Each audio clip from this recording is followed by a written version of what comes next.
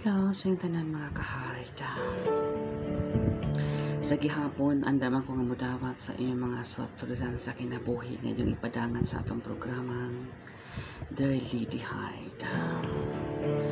Sa gikaingon ko na sa mga nga istorya, mga kaagi nga pwedeng kakuha ag pagtulunan sa uban, mga istoryang pwede nimong hilakan ug libos tanan mga kasinatian nimo sa kinabuhi nga hangtod karon nagbabiling lampas pa sa imong panumduman.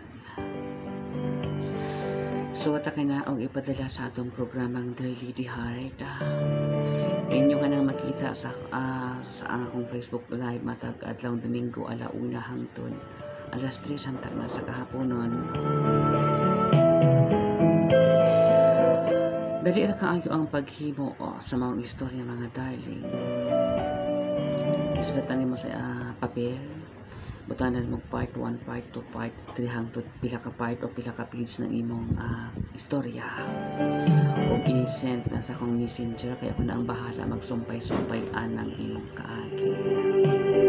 O kung imo nang istorya akong basahon din sa kahanginan, siyempre i-chat ka para makatanaw o makapaminaw pod ka sa akong mga bulawanong tampag o makakuha pod kag mga opinion sa atong mga suking tigtanaw o tigpaminaw sa atong programang Daily Heart.